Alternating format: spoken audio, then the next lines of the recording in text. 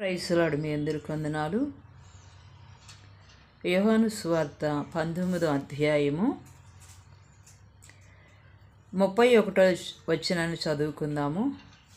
ఆ దినము సిద్ధపరచు దినము, మరుసటి విశ్రాంతి దినము మహాదినము గనుక ఆ దేహములు విశ్రాంతి దినమున శిలువ మీద ఉండకుండానట్లు వారి కాళ్ళు విరగగొట్టించి వారిని తీసివేయించమని యూదులు పిలాతుని అడిగిరి. కాబట్టి సైనికులు వచ్చి ఆయనతో కూడా సిలువ వేయబడిన మొదటి వాని కాళ్లను రెండో వాని కాళ్లను విరగగొట్టిరి.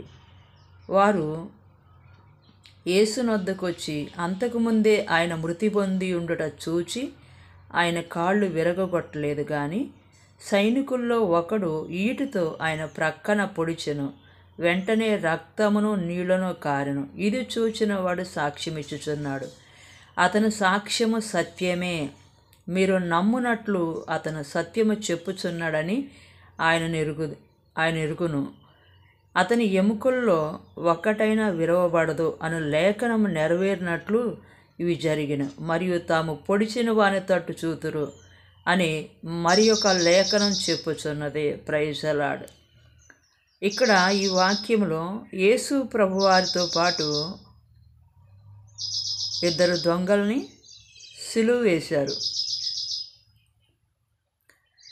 అయితే ఆ దినం సిద్ధపరచు దినం కాబట్టి మరుసటి విశ్రాంతి దినం మహాదినం కనుక ఆ దేహాలు విశ్రాంతి దినమున సిలువ మీద ఉండకూడదని, అవి ఉండకున్నట్లుగా వారి కాళ్ళు విరగొట్టించి వారిని తీసివేయించమని యూదులు పిలాతుని అడిగారు. కాబట్టి సైనికులు వచ్చి ఆయనతో కూడా సిలువ వేయబడిన మొదటి వాని కాళ్ళను రెండవ కాళ్ళను విరగొట్టారు.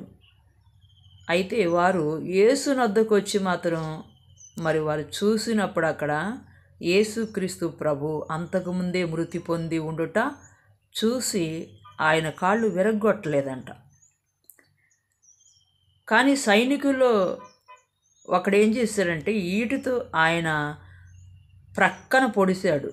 వెంటనే రక్తము నీళ్లు కారిని. ఎందుకంటే యేసుక్రీస్తు ప్రభువారిలో ఉన్న రక్తమంతా కూడా అయిపోయింది.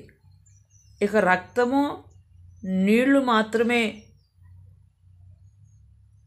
అంటే రక్తమంతా అయిపోయింది. ఆ రక్తము నీళ్లును కారెను. ఇది చూసిన వాడు సాక్ష్యం ఇచ్చాడంట.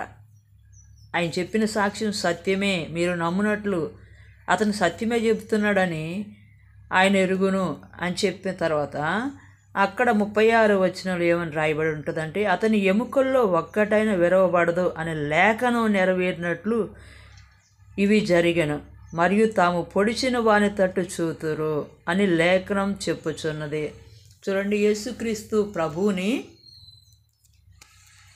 ఆ బల్లెముతో పొడిచినప్పుడు ఇక రక్తం అంతా అయిపోయి కొద్దిగా రక్తము ఆ నీళ్లు కారుతున్నప్పుడు ఆ పొడిచిన వాడు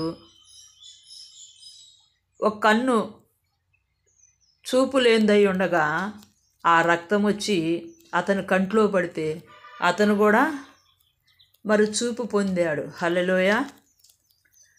అందుకనే ఇక్కడ తాము పొడిచిన వాని తట్టు చూతురు అని మరి ఒక లేఖనం చెప్పుచున్నది. Praise the lord.